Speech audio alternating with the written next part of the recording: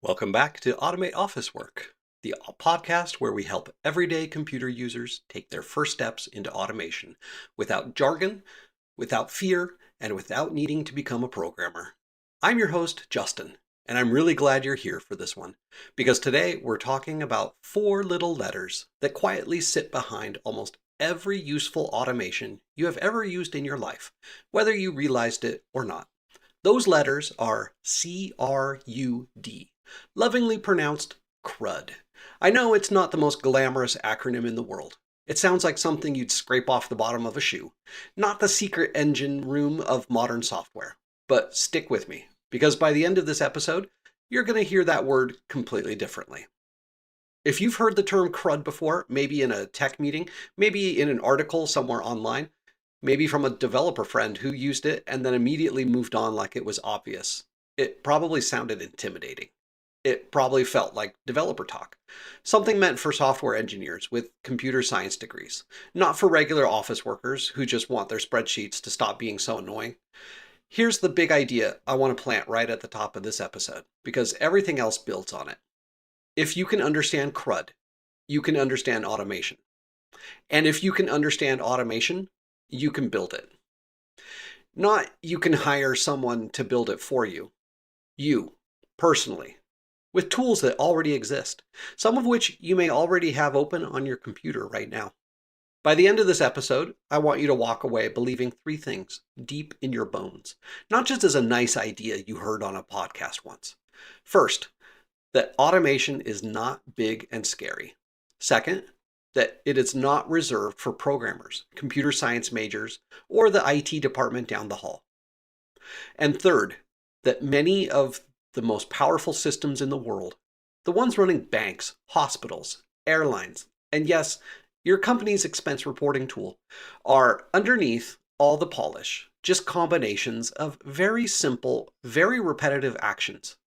This episode is about demystifying automation, taking it apart, piece by piece, until it's small enough to hold in your hand, breaking it down into its smallest, friendliest building blocks, so that the next time someone says the word automation in a meeting, you don't feel your stomach tighten. You feel curious instead, maybe even a little excited. So let's get into it.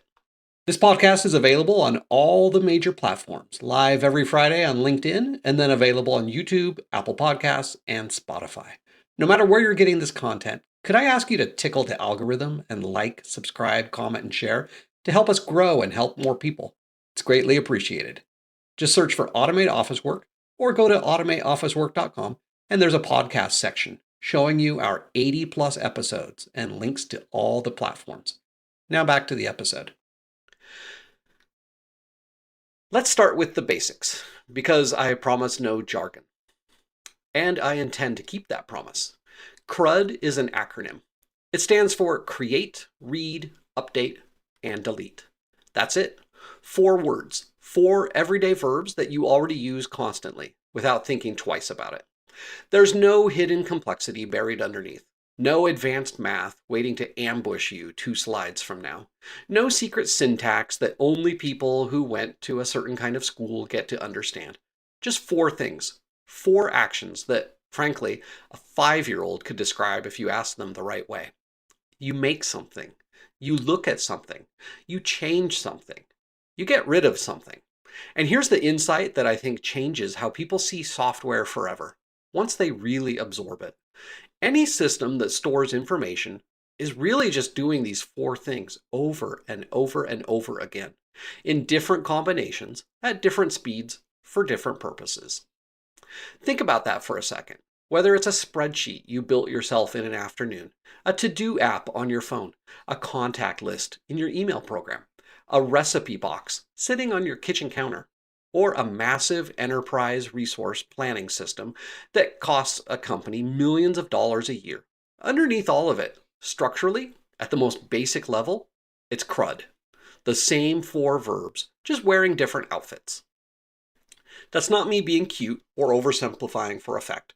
That is genuinely how software engineers think about almost every application that manages information. They ask, what can be created here? What can be read? What can be updated? What can be deleted? And once they've answered those 4 questions, they largely understand the shape of the system. So if professional engineers use this exact framework to understand systems worth millions of dollars, you could absolutely use it to understand the spreadsheet on your desktop. Let's make this very concrete with some examples from ordinary office and home life, because ideas like this only really land once you see them applied to something real. Let's start completely non-technical. Imagine you keep a list of recipes. Maybe it's a notebook with your grandmother's handwriting fading on the pages. Maybe it's a Word document you've been adding to for a decade. Maybe it's a spreadsheet, because you're the kind of person who likes columns for prep time and calories. Maybe it's a notes app on your phone, or a fancy recipe app with beautiful photos and step-by-step timers. It genuinely doesn't matter which one it is. The format is irrelevant to the pattern we're about to uncover. What matters is what you actually do with those recipes on a regular basis, because those actions are going to map perfectly onto our 4 letters. First, create. At some point, you add a new recipe. Maybe you found something amazing at a friend's dinner party and asked for the recipe. You type in the name. You list out the ingredients. Maybe you jot down the steps in your own shorthand, because you already know how to cook. You just need a reminder. That entire act, bringing a brand new piece of information into existence inside your system, that's create. It's the birth of a record. Second, read.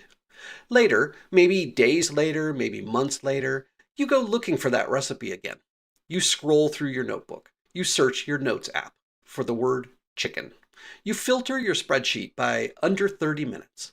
Whatever method you use, you're retrieving information that already exists. You're not changing it. You're not adding to it. You're just looking at it. That's read. Third, update. Recipes are living things in a sense. Maybe you made it once and it needed more garlic. Maybe your oven runs hot, so you changed the cooking time down by 5 minutes. Maybe you just fixed a typo where you had accidentally written 1 cup instead of 1 tablespoon, which, trust me, matters a great deal with cayenne pepper. Whatever the reason, you went back into an existing recipe and changed something about it without deleting the whole thing. That's update. And fourth, delete. Sometimes, honestly, a recipe just doesn't earn its place anymore. Maybe it was a disaster the one time you tried it. Maybe your tastes changed. Maybe you're just cleaning house, so you remove it entirely. It's gone. That's delete. And that's it. Congratulations, you just performed CRUD, probably hundreds of times over the years without ever once thinking of it in those terms. You didn't need to know the acronym to do it correctly. You were already fully capable of managing an information system. You've been doing it since you were a kid, keeping a list of your favorite toys. Okay, so now let's connect this to the actual topic of the podcast. Automation. Because here's where the CRUD framework becomes genuinely powerful, not just a cute way to think about recipes. When people think about automation, especially people who haven't built any themselves, they tend to imagine something enormous. Huge systems humming away in a server room somewhere. Complex workflows with 100 branching decision points. Advanced coding that requires a 4-year degree to even read. Expensive consultants in suits who charge by the hour and speak in acronyms designed to make you feel like you need them. And look, sometimes automation does look like that. At the very largest scale, inside the very largest companies. I won't pretend otherwise. But that is absolutely not where automation starts. And it's not where the vast majority of useful automation lives. Most of the automation that actually saves office workers time every single day is small, quiet, and almost boring to look at. Automation starts the moment you ask yourself a very simple question. What information am I working with? And what am I doing to it? That's it. That's the whole starting point. Not what software should I buy? Not who should I hire? Just what information and what am I doing to it? Almost always, when you sit down and actually answer that question honestly, the answer maps directly onto CRUD. You'll find yourself saying things like, well, a new entry gets created when a customer fills out a form. Or, I read this list every single morning to plan my day. Or, I update this status field 5 or 6 times throughout the project. or I delete these old files at the end of every quarter. And once you can identify what gets created, what gets read, what gets updated, and what gets deleted in your particular process, you've just sketched the blueprint of an automation. Not metaphorically, literally. That list, create, read, update, delete, is the actual skeleton that an automation tool, whether it's something like Zapier, Power Automate, a simple script, or even just a smart spreadsheet formula, will hang its logic on. Let's move from recipes to something a little closer to the actual office grind, a to-do list. I'd guess almost everyone listening to this has some version of one, whether it's a fancy app, a sticky note, or the notes section on your phone. First, create. You add a new task. Maybe it's prepare a monthly report. Maybe it's call client about renewal. Maybe it's the ever-dreaded submit expense form before finance sends another reminder email. Every single time you type a new line into that list, you're performing a create. Second, read. Each morning, or maybe several times a day, if you're anything like me, you look at your list. You might filter it by what's due today, what's overdue and making you feel a little guilty, or what's marked high priority and screaming for attention. All that scanning, searching, filtering, that's read. Third, update. Throughout the day, you change things. You mark a task as complete, which is arguably the most satisfying click in modern computing. You push a due date back a day because a meeting ran long. You bump something's priority up because your boss just mentioned it twice in one conversation. All of that is update. Fourth, delete. Eventually, tasks get removed or archived. Maybe the project got canceled. Maybe it turned out to be irrelevant. Maybe you're just doing a Friday afternoon cleanup because an overflowing list stresses you out. That's delete. Now here's the moment I really want you to sit with, because this is where the whole episode starts to pay off. Once you recognize CRUD sitting underneath your to-do list, you could start asking a completely different kind of question. Not how do I manage my tasks better, but which of these 4 functions could happen without me? What if the new tasks were created automatically the moment a client sent you an email with the word urgent in the subject line? What if a task automatically updated itself to complete the second a file got uploaded to a shared folder? Because that upload was, in effect, proof the work was done. What if old stale tasks were automatically archived every 30 days? So your list never turned into an anxiety-inducing wall of text. None of those are science fiction. Every single one of them is something ordinary office workers set up for themselves, using tools that don't require a computer science degree. Suddenly, automation feels smaller, more approachable, more like a helpful nudge than a mysterious force. It's not magic. It's just helping CRUD happen for you, instead of doing it by hand, one click at a time, forever. If you've made it this far, you're probably getting benefit from what I have to share. You might even be thinking about sharing this with colleagues or having a conversation with your team. If you're feeling generous and would like to give back to support me in my efforts, you can do so at buymeacoffee.com/automateoffice. Donations can be one-time or recurring in any amount that you would like, and show me that you appreciate the content I provide. Let's do another everyday example, because repetition is how this framework really sinks in. A contact list. Maybe it's your phone's address book. Maybe it's a company's CRM, like the one sales teams live inside all day. Create. You add a new contact. Name, email, phone number, company. Simple enough. Read. You search for that contact whenever you need to call or email them. Maybe typing just the first few letters of their name and trusting autocomplete to do the rest. Update. People change jobs. Phone numbers change. Email addresses get updated when someone moves to a new company, and you go in and fix the record so it stays accurate. Delete. Old or duplicate contacts eventually get cleaned out, because nothing is more annoying than 3 versions of the same person cluttering your list. Now, layer some automation on top of that, and watch how naturally it fits. New contacts get created automatically the instant someone fills out a Contact Us form on your website, pulling their name and email straight into your system without anyone typing it by hand. Contacts get updated automatically whenever your CRM syncs with LinkedIn, or an email signature detection tool notices a new job title in someone's email footer. Duplicate contacts get automatically flagged and merged or deleted on a schedule, so your database doesn't slowly rot into chaos over the years. All of that power, all of that convenience, that makes a modern sales team so much faster than one working entirely by hand. It's still just CRUD. Same four letters, just running quietly in the background, instead of requiring a human to click every single button. I want to reframe automation in a very human, very unglamorous way for a minute, because I think the technical language around this topic scares people more than it needs to. Automation is very often just you saying out loud or in your head, I really don't want to keep doing the same CRUD steps manually over and over until the end of time. That's it. That's the emotional core of most automation projects, not some grand vision of artificial intelligence taking over your job, just a mild, reasonable form of laziness. The good kind, the kind that pushes humans to invent the wheel instead of dragging things by hand forever. So here's a diagnostic question I want you to start asking yourself this week.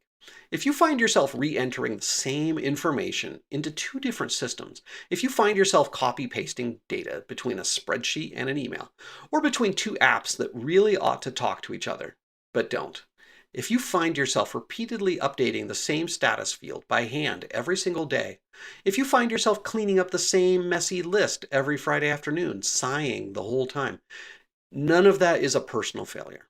It's not a sign that you're bad at your job or bad with computers. It's a signal, a very specific, very useful signal that CRUD is happening in your work, visibly, repeatedly, and therefore that automation is possible. That repetitive annoyance you feel, that's the universe basically handing you a blueprint. Here's a mental model I personally love, and I use it all the time when I'm explaining automation to people who've never built anything like it before. Think of CRUD as a set of Lego bricks. Each individual brick on its own is almost embarrassingly simple. A 2x4 Lego brick doesn't look like much sitting alone on a table. It's just a small plastic rectangle with bumps on top. But snap enough of them together in the right order, and you can build a castle, a spaceship. CRUD works exactly the same way. Create, then read, then update, then read again, then delete. Chain these together in the right sequence and you get real sophisticated systems. Systems that look complicated from the outside, but are made entirely out of these same four simple processes, connected cleverly. An automation might look like this in practice. Create a record the moment an email arrives in a specific folder. Read related information from a spreadsheet to fill in missing details. Update a task status based on what was found. Create a notification so a human gets alerted that something happened. Read the response if the human replies.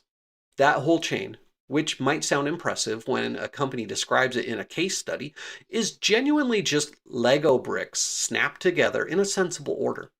Nothing more mysterious than that. Here's an important message, and honestly, it might be the single most important thing I say in this whole episode. Especially if you're brand new to automation and feeling a little overwhelmed by everything we've covered so far. You don't need to automate an entire process in one day. You don't need to map out every create, every read, every update, and every delete in your whole department and build some grand unified system that touches everything at once. That's how people burn out before they even start. And honestly, it's how a lot of expensive corporate automation projects fail too. Instead, start with exactly one CRUD action, just one.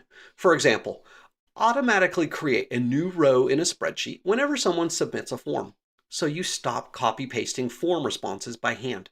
Or automatically update a status field the moment a file gets uploaded to a shared folder, so nobody has to remember to go flip that switch manually. Or automatically delete duplicate entries once a week, quietly, in the background, so your list stays clean without you ever thinking about it again. One action. That's the whole first goal. Then, once that's working and you've felt the small thrill of watching a computer do something for you that you used to do by hand, you add another, then another. Momentum builds confidence, and confidence over time builds real skill. The kind you couldn't have gotten just by reading about automation in the abstract. You get it by doing one small thing, watching it work, and trusting yourself enough to try the next one. When you genuinely understand CRUD, not just as trivia, but as a lens you actually use, something shifts in how you experience technology day to day. And I think the shift is worth pausing on because it's more emotional than technical. You stop saying, with that familiar sinking feeling, this system is confusing. I don't understand how any of this works. And you start saying instead, oh, it's just creating and updating records. I get it now. That's a completely different relationship with the tools you use every single day. One version leaves you feeling helpless in front of a screen. The other leaves you feeling like you're simply looking under the hood of something ordinary. You stop seeing automation, and honestly, software in general, as some sealed black box that only certain gifted people are allowed to open. Instead, you start seeing it as information moving through a small number of simple, understandable steps over and over at scale. That's genuinely all most software is doing, dressed up in a nicer interface. And that shift is empowering in a very concrete, very practical way. It puts you back in control of your own tools, instead of feeling like your tools are quietly in control of you. I want to leave you with a small, very doable challenge before we wrap up today, because I don't want this episode to just be a nice idea that you nod along to and then forget by tomorrow afternoon. Today, or tomorrow at the very latest, I want you to pick just one thing you work with regularly. It could be a list, a spreadsheet, a folder full of documents, an app you use every day without thinking about it. And I want you to sit with 4 simple questions. How is information created here? Who or what adds new entries? And how does that actually happen step by step? How is it read? When do you or your colleagues go looking through this information? And what are you usually searching for? How is it updated? What changes over time? And who's responsible for making those changes? And finally, how is it deleted?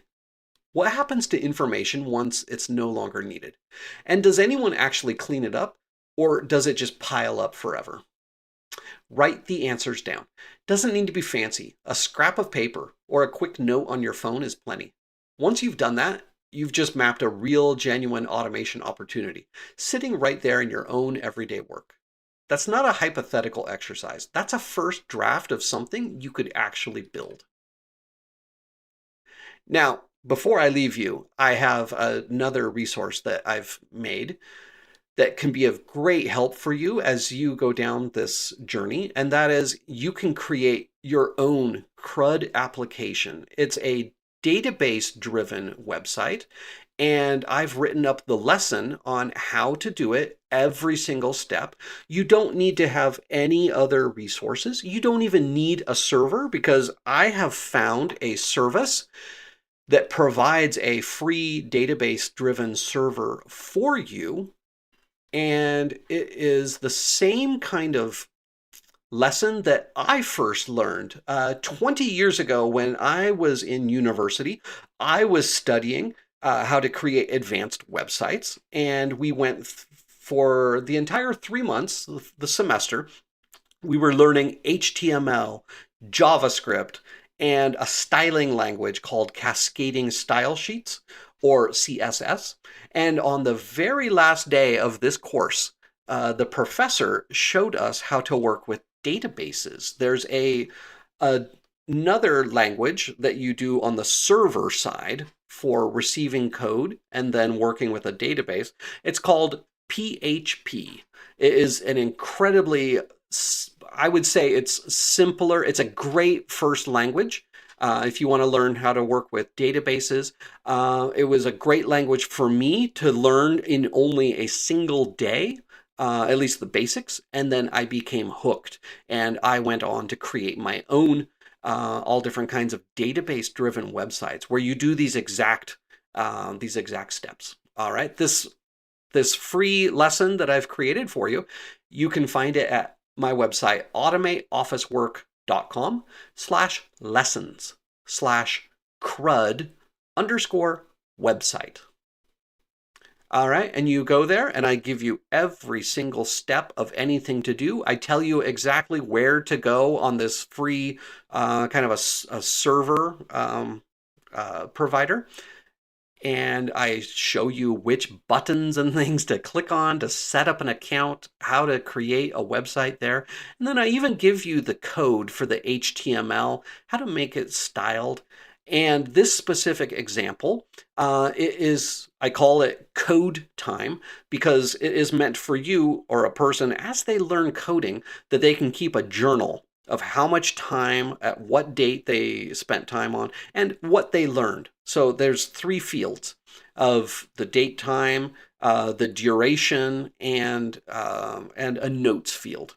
All right, and this teaches just the very basics of how to create, read. You can update the records that you've created, and you can delete them as well. Okay, I've also made this. I think it's a great resource for children. Children are naturally curious about how to create things, and it gives them then the programmer mindset of how to work with data. Okay, once you know how to do this, I would say the specific language that you're using, like I use PHP here, the specific language doesn't really matter. You can then go and apply this to different systems. For example, I do most of my work now is in Office 365. Office 365 does not use PHP. Instead, it uses it uses SharePoint, and SharePoint has an API. So it has different codes of how to create, read, update, and delete pieces of information. But by doing this lesson, you really you become familiar with these principles, the CRUD principles, and then you can apply those using any system and any tool that you have. Yeah, so please use this. The lesson again is at automateofficework.com/lessons/CRUD_website.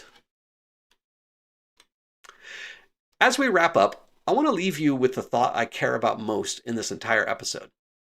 More than any of the technical detail we covered, automation is not about replacing people. I know that fear lurks in the background of almost every conversation about this topic, and I don't want to pretend it isn't there. But the kind of automation we've been talking about today, the small, personal, CRUD-based kind, is about freeing people. Freeing your attention from tasks that never needed a human brain in the first place. Freeing your time so you can spend it on the parts of your job that actually require judgment, creativity, and connection with other humans. It starts much smaller than most people think. Not with a giant company-wide initiative, not with a 6-figure software contract. Just 4 letters, CRUD. Create, read, update, delete. If you can do those 4 things, and you absolutely can because you've been doing them your whole life without a second thought, you're already, right now, on the path to automation. Thanks for listening to Automate Office Work. If you found this episode helpful, please share it with someone who thinks automation is too complicated for them. Someone who's convinced this stuff is only for programmers. Because now you know, it isn't. It never really was. And until next time, happy automating.